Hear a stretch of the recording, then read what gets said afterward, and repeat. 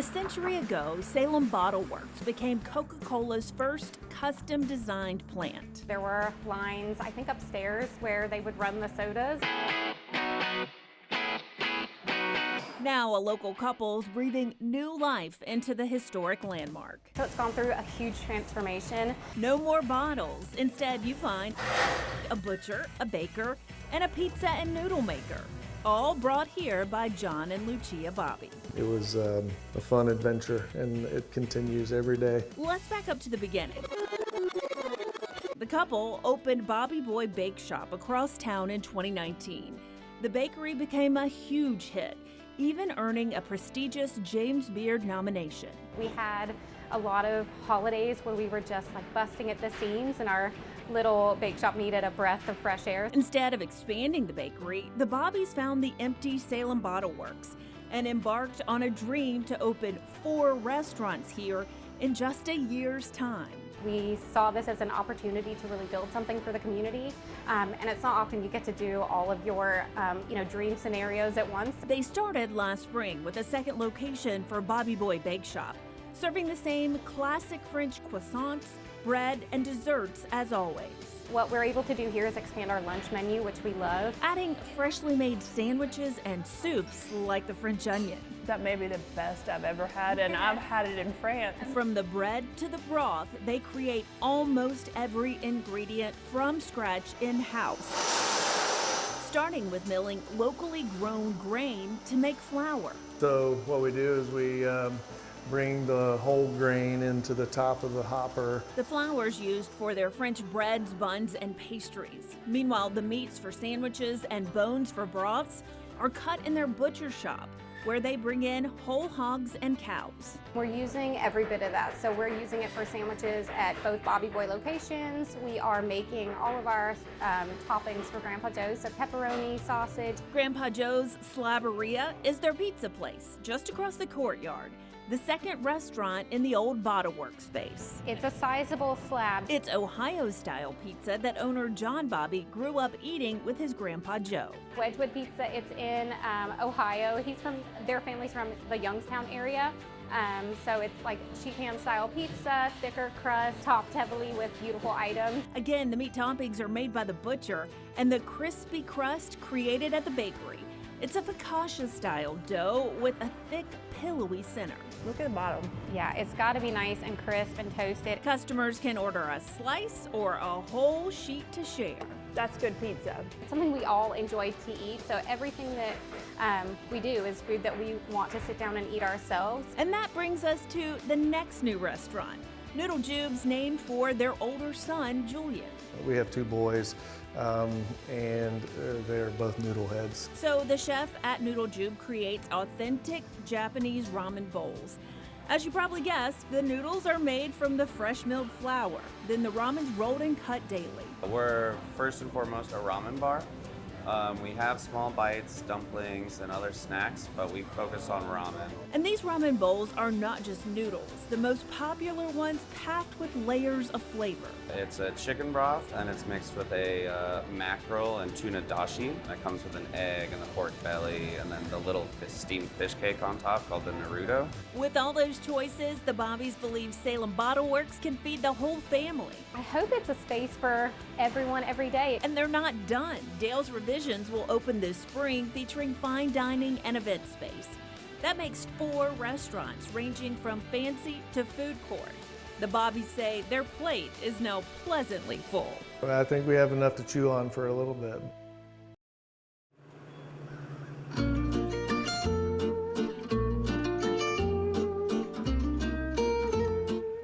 Far away from the City of Lights, tucked away in an alley, I always love that little alley. It really kind of makes me think about Paris. people in the Piedmont can enjoy breakfast in Paris in Greensboro. Good morning. How you guys doing?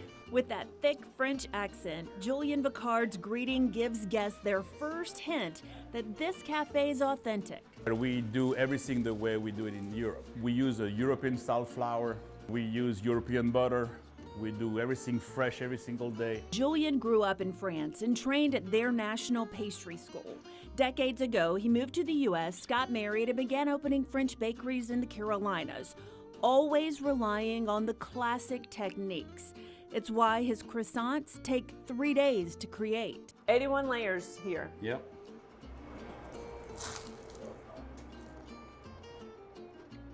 You hear how good it is. 6 months ago, Julian opened Breakfast in Paris and plans for this place to be his last. I'm arriving at the end of my career, so it's I've got a couple of years until retirement, but I want to leave something.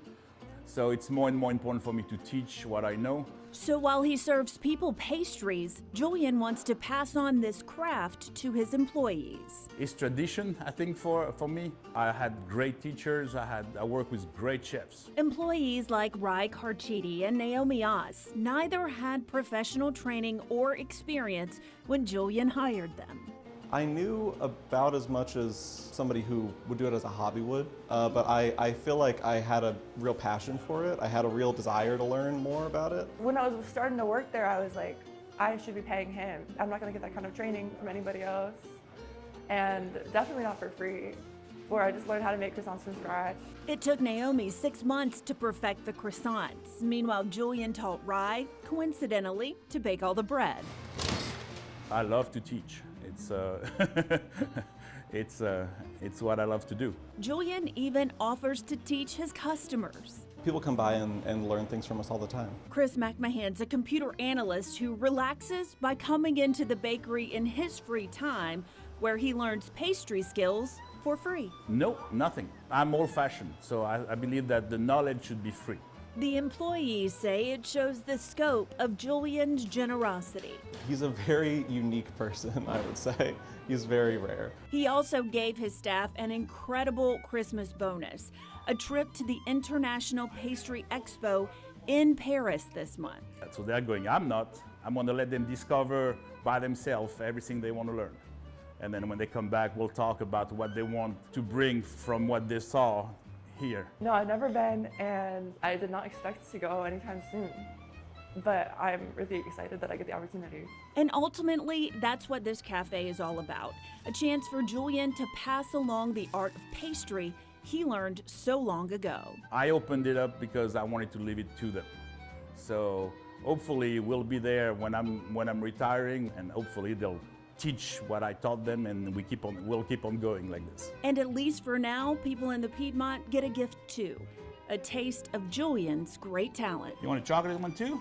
In Greensboro, Shannon Smith, Fox 8 News. Well, what do you want me to try? You can try as many as you like. Christina Blackwell loves watching new customers take their first taste of her cheesecakes. We've had people dance. We've had people curse. We've had people cry. My first bite made quite an impression. That is delicious. Saw the dance. I did a little dance. The creaminess is so good. So good, I couldn't stop.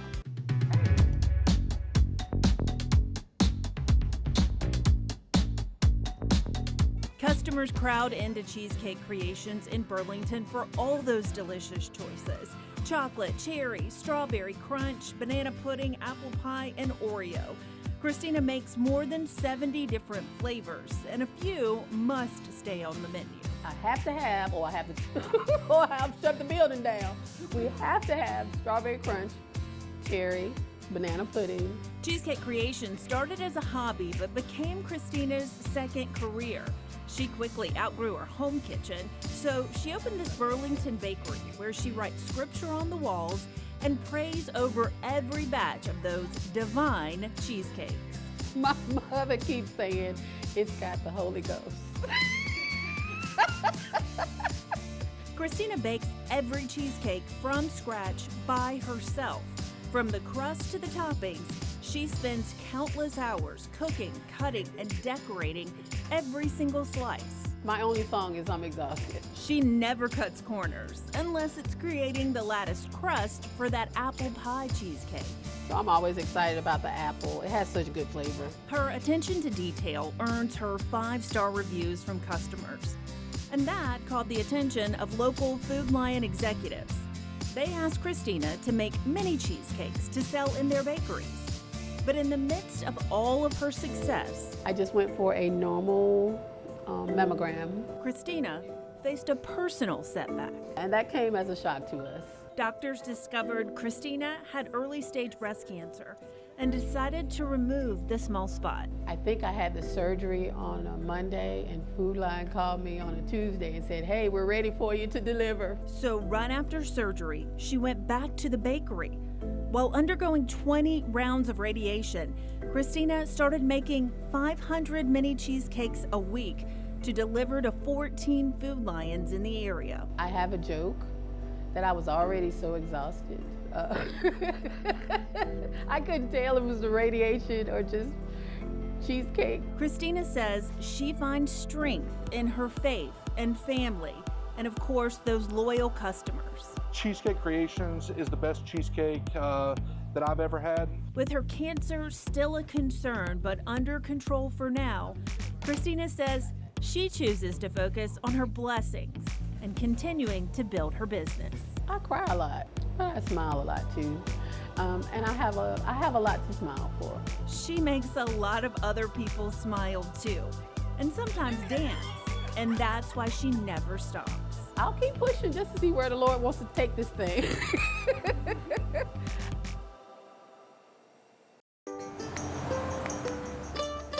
At Blue Sky's Creamery, the Coffee Toffee creates a lot of buzz. The Hello Darkness causes customers to sing. So good, it's so good, so good, it's so good. But the Bee's Knees is by far the best seller. That's really good. Good enough to make people move, even across the country. And this is the ice cream that caused us to move from Texas to North Carolina, like to start this whole venture. So, And you're still eating it. Yes, 4 years ago, Brett Bites and his longtime friend Alan Maui hatched a plan to quit their successful but stressful careers in higher education in Texas and Colorado to create an ice cream business from scratch. What I told him was like, I'll go just about anywhere where cost of living is decent and it's not Florida. But first, they had to convince their wives, and it was a tough sell. These two had no culinary background and had never even made ice cream. So Brett began experimenting and churned out Bee's Knees, a premium vanilla-based ice cream with honeycomb candy swirled in. That's the one I gave my wife to talk her into this whole thing. So when I slid across to her, her response was, you might be onto something here. and so that kind of convinced me, because up until that point I was like, I don't know, like this is scary. With the families on board, Alan and Brett researched cities in 4 southern states looking for the perfect location and landed in Kernersville. And we left going, all right, this is where we're going. Called our wives on the way back, and they were game for it. Blue Sky's Creamery started with a food truck, and it turns out Brett's wife was right. The Bee's Knees with the honeycomb candy brought in lots of customers. It's like an aerated brittle, just the best way, but it slightly melts into the ice cream. So you get these ribbons of colors. You'll get a little crunch with it. You'll get these intense, caramelly notes at the same time. It's very, very unique. 2 years after rolling out the truck, Blue Skies built enough business to become a brick and mortar too. Now they can create more ice cream, but still from scratch in small batches. And everything we do is small batch. We don't do 5-gallon tubs of ice cream. Every scoop's filled with flavor. The Hello Darkness includes a rich chocolate ice cream with chunks of brownie. I love chocolate. There's chocolate. The banana pudding's blended with big hunks of cookies. And that coffee toffee tastes like a strong cup of joe. Making all the ice cream this way takes a lot of manpower. You're basically getting your dairy, you're freezing it, warming back up to put it back in the machine, to freeze it back down, to freeze it, to warm it back up so you can serve it. For customers, it makes a difference. Families line up for their favorite flavors, and kids consistently give it 2 thumbs up. But is the work worth it for Brett and Alan, who traded in their day jobs for this? I work more hours, but my stress level's different. Yeah, stress is definitely decreased, and it's a different level of stress and one that we enjoy undertaking.